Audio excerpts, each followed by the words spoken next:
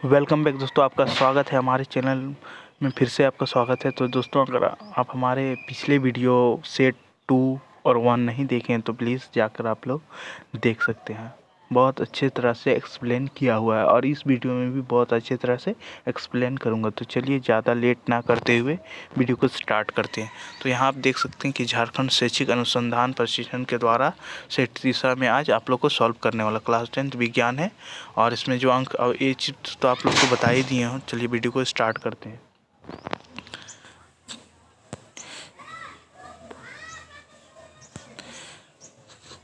यहाँ देख सकते हैं कि यदि आपतन कोण का मान 60 डिग्री है तो परावर्तन कोण का मान क्या होगा।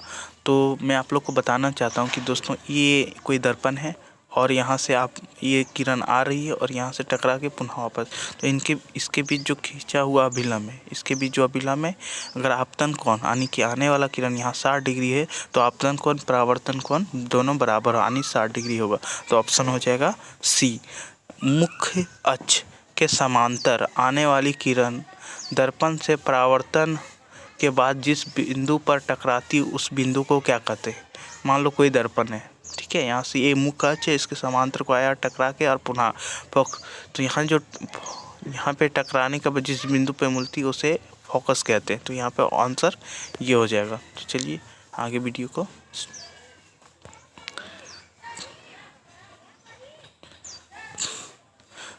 तीसरा देखते हैं। यदि वक्रता त्रिज्या का मान 54 है तो फोकस दूरी क्या होगा। तो फॉर्मूला आप लोग को पता है कि दोस्तों कि F बराबर R/2 है। तो यहाँ पे यार जो दे रखा है वो 54 है बट्टा 2, इसका जो आंसर होगा 27। यहाँ पे ऑप्शन बी हो जाएगा। तो चलिए वीडियो को आगे देखते हैं। अवतल दर्पण के सामने किसी वस्तु को कहाँ रखा गया जिससे उसके समान आकार का उल्टा प्रतिबिंब बनेगा।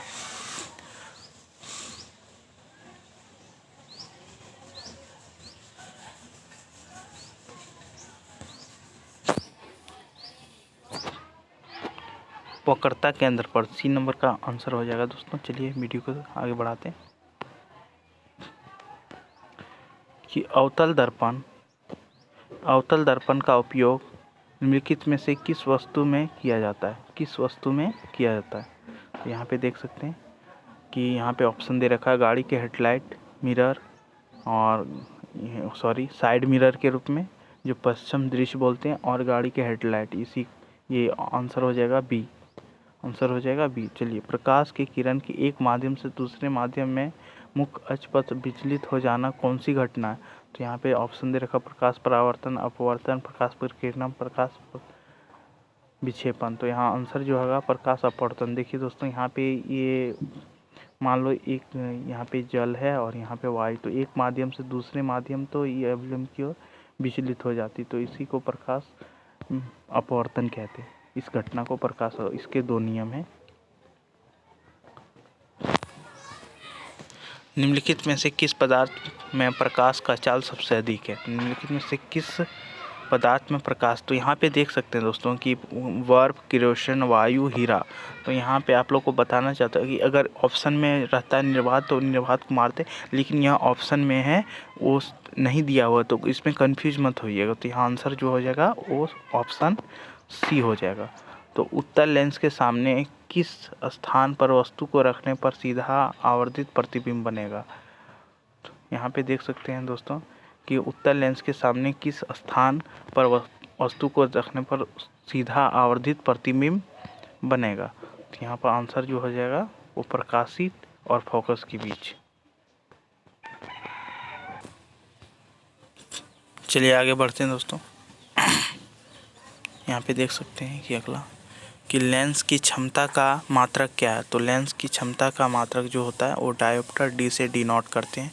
तो 10 सेंटीमीटर ऊंचे एक वस्तु किसी लेंस के सामने रखे, यानी कि 10 सेंटीमीटर को कोई वस्तु जिसमें से वह 3 गुना बड़ा प्रतिबिंब बना उस लेंस के द्वारा, तो उत्पन्न आवर्धन क्या होगा। तो जितना गुना बन रहा है उतना क्या होगा, आवर्धन होगा। तो यहाँ पे हो जाएगा ऑप्शन नंबर बी।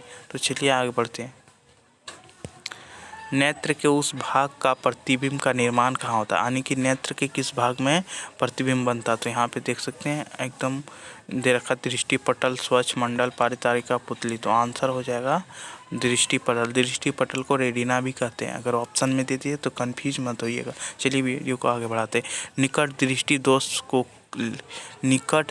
दोष को किस लेंस से दूर किया जा सकता है। तो निकट दृष्टि यानी कि निकट की वस्तु साफ साफ दिखाए, नहीं दूर की वस्तु साफ साफ नहीं दिखाए, तो इसको अवतल लेंस से ठीक किया जा सकता है। तो चलिए आगे बढ़ते हैं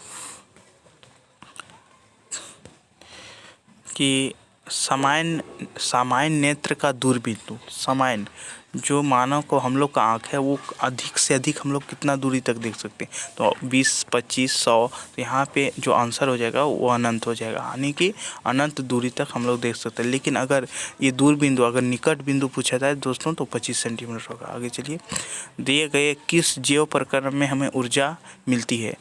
तो यहाँ पे ऑप्शन देख सकते हैं, श्वसन, पाचन, उत्सर्जन, संवाहन। तो आंसर जो होगा वो श्वसन हो जाएगा। चिप्स के पैकेट में विगंधिता से बचने के लिए कौन सी गैस डाली जाती है। तो चिप्स के पैकेट में अगर यानी कि ऑक्सीजन से मतलब क्या होता है कि ख़राब होने लगता है, इसी को बचने के लिए जो चिप्स के पैकेट में नाइट्रोजन गैस डाली जाती है। जंक लगना किस प्रकार का अभिक्रिया। तो पिछला वीडियो में यानी कि सेट 1 में भी दे रखा है था। तो यहाँ पे जो आंसर हो जाएगा तो आंसर होगा संयोजन अभिक्रिया। ठीक है, तो दिए गए अभिक्रिया में किस पदार्थ का उपचयन का मतलब ऑक्सीजन का मतलब योग होना, यानी ऑक्सीजन का जुड़ना। तो यहाँ पे जो ऑक्सीजन कहाँ पे जुड़ रहा है, तो यहाँ पे देख सकते हैं दोस्तों कि ये ZnO+C, तो उसके बाद रिएक्शन होके C कार्बन पर जुड़ रहा है। तो यहाँ पे अगर उपचयन रहता तो Zn हो जाता। तो आंसर हो जाएगा B। चलिए आगे बढ़ते हैं कि दिए गए समीकरण रासायनिक समीकरण संतुलित है। तो यहाँ पे देख सकते हैं दोस्तों कि यहाँ पे जो है एक है और यहाँ पे देख सकते हैं नाइट्रोजन 1 है, और यहाँ पे ऑक्सीजन 3 है, और यहाँ पे सोडियम 1 और क्लोरीन 1 यानी कि पहला ही हो जाएगा। तो चलिए आगे बढ़ते हैं कि लोह चूर्ण पर तनु हाइड्रोक्लोरिक अम्ल डालने पर क्या होगा, यानी कि लोह चूर्ण 1 तनु हाइड्रोक्लोरिक डालने पर क्या कौन सा गैस छोड़ेगा, लोह चूर्ण, यानी कि धातु को अम्ल से क्रिया करने पर हमेशा हाइड्रोजन गैस छोड़ सकते हैं। हाइड्रोजन गैस प्लस में आयरन ऑक्साइड बनाएगा। तो आंसर ये हो जाएगा। तो आगे बढ़ते हैं, दिए गए पदार्थ में कौन सा रंगीनिय सूचक की तरह व्यवहार करता है, जो रंग बदलता है, यानी कि लाल को नीला कौन कर देता है, लिटमस कर देता है। हड्डियों को जोड़ने के लिए डॉक्टर किस लवण का उपयोग करता है। तो हड्डियों को जोड़ने के लिए डॉक्टर जो है, तो यहाँ देख सकते हैं दोस्तों, ये यहाँ पे हो जाएगा CaSO4 यानी ½ यानी कि प्लास्टर ऑफ पेरिस ये रहा, और ये हो जाएगा आप लोग का जिप्सम का सूत्र, यानी पूरा कड़क, मारिएगा किसी को मुंडा फूट जाएगा। तो चलिए आगे बढ़ते हैं, फिर से क्या दे रखा, प्लास्टर ऑफ पेरिस का अभी तो बताएं, प्लास्टर ऑफ पेरिस का ऊपर ही, तो CaSO4 और ½ ठीक है। दिए गए समीकरण में कौन सा अभिक्रिया हो रही है। तो दिए गए समीकरण में यहाँ देख सकते हैं H2 और O मिल रहा है, यहाँ जल बन रहा है। तो क्या आ जाए, यानी कि मिल के बन रहा है। तो संयोजन अभिक्रिया। यहाँ देख सकते हैं खट्टे फल में कौन सा अम्ल पाया जाता है। तो खट्टे फल में हमेशा सिट्रिक अम्ल पाए जाते हैं, जैसे संतरा हो गया और आदि। कोई विलियन, यहाँ देख सकते हैं दोस्तों, कोई विलियन अंडे को पीसे हुए कवच से अभिक्रिया कर एक गैस उत्पन्न करता है। तो चूने का पानी को दूधिया कर देती है। तो इस विलियन का क्या, तो यह जो विलियन होगा वो NaCl होगा। आगे देखते हैं दोस्तों कोई विलयन नीले लिटमस को लाल कर देता है, यानी कोई भी विलयन नीले लिटमस को लाल कर देता है। तो इसका पीएच मान संभाव्यता क्या होगा? तो ये देख सकते हैं दोस्तों, ये जो है तो तीनों क्षारक है और जो ये वाला है वो अम्ल है। तो अम्ल को जब अम्ल को नीले लिटमस पत्र में डाला जाता तो यह लाल कर देता, यानी कि ऑप्शन सी हो जाएगा आंसर सही। तो चलिए आगे बढ़ते हैं। अमीबा में अपने किस अंग से भोजन का पाचन करता है? यानी अमीबा जो है सो अपना भोजन किस अंग से पाचन करता है? तो अमीबा अपने भोजन को कहाँ से पकड़ता है? कुटपाथ से पकड़ता है, लेकिन पाचन जो है वो खाद्य रिक्तिका से करता है, यानी ऑप्शन डी हो जाएगा आंसर। आगे देखिए, पाचन प्रक्रिया में आमाशय कौन सा प्रोटीन पाचन करता है? तो पाचन प्रक्रिया में आमाशय कौन सा प्रोटीन पाचन करता है? यहाँ पित्त। निम्नलिखित में से किस जीव में प्राणी समभोजी पोषण होता है? तो कल का ही वीडियो में ये अमीबा है और इसमें क्या होता है? प्राणी समभोजी पोषण होता है, तो ऑप्शन नंबर सी हो जाएगा। तो मानव में हृदय कितने कोष्ठ होते हैं? तो मानव में हृदय यानी कि 2 भाग में 2-2 होता है, यानी 4 कोष्ठ होता है, आंसर डी हो जाएगा। चलिए आगे बढ़ते हैं। निम्नलिखित में से कौन सा भोजन के माध्यम से झरिया करता है? यानी कि निम्नलिखित में से भोजन के माध्यम से झारिया करता है।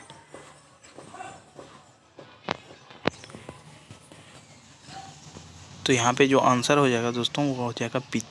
यहाँ पे उत्सर्जन तंत्र की क्रियात्मक इकाई को क्या कहते हैं? तो इसको कहते हैं विक्काणु।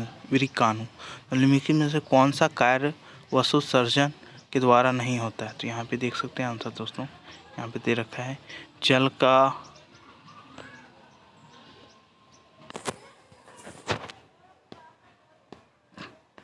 पहला देख सकते हैं कि जल का अवशोषण एवं जड़ के पत्तियों के जल के खनिज के लवण संवहन ऊपरी मुखी गति के द्वारा ये बिल्कुल होता है। यह पौधे में समावेशन का नियमन करता है बिल्कुल। यह जाइलम गति के लिए प्रेरक बल प्रदान करता है बिल्कुल। लेकिन ये देखिए यह भोजन का संवहन करता है, ये हो जाएगा आंसर डी। Answer D. चलिए आगे बढ़ते हैं। निम्नलिखित में से कौन सा एक लिंगी पौधा है? तो यहाँ निम्नलिखित में से हो जाएगा एक पपीता, एक लिंगी पौधा है। तो चलिए आगे बढ़ते हैं।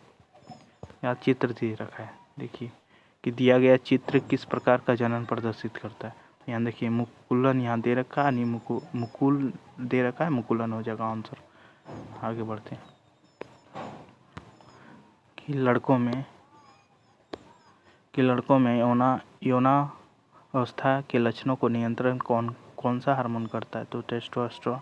निम्न में से कौन सा मादा जनन का तंत्र का भाग है? मादा जनन, तो यहाँ हो जाएगा गर्भाशय। तो हम जितनी ऊर्जा का उपयोग करते हैं उनमें से अधिकांश पर सौर ऊर्जा से उत्पन्न होते हैं। तो निम्नलिखित में कौन सा ऊर्जा जो तंत्र सौर ऊर्जा से उत्पन्न नहीं होता? तो यहाँ पे हो जाएगा आंसर हो जाएगा नाभिकीय ऊर्जा। निम्नलिखित में से कौन सा नवीकरण ऊर्जा है? जो नवीकरण की जिसको बार बार प्रयोग किया जाता है। कोयला को बार बार नहीं प्रयोग किया जा सकता, सीएनजी को एक बार प्रयोग करने से फिर दोबारा पेट्रोल खत्म हो जाएगा, लेकिन सौर ऊर्जा को बार बार प्रयोग किया जा सकता है। आंसर हो जाएगा डी। निम्नलिखित में से कौन सा जैव मात्रा ऊर्जा स्रोत का उदाहरण है? यानी कि जैव मात्रक ऊर्जा स्रोत नहीं है। यहाँ देख सकते हैं दोस्तों, यहाँ पे देखकर लकड़ी, गोबर, नाभिकीय, तो यहाँ पे हो जाएगा कोयला। आंसर क्या हो जाएगा? आंसर हो जाएगा डी, कोयला। तो दोस्तों आप लोग को वीडियो कैसा लगा नीचे कमेंट बॉक्स में ज़रूर लिखें, इससे हम लोग को बहुत ज़्यादा हेल्प मिलता है। तो वीडियो देखने के लिए आप सभी को धन्यवाद और अब मिलते हैं नेक्स्ट वीडियो में। वंदे मातरम, जय हिंद।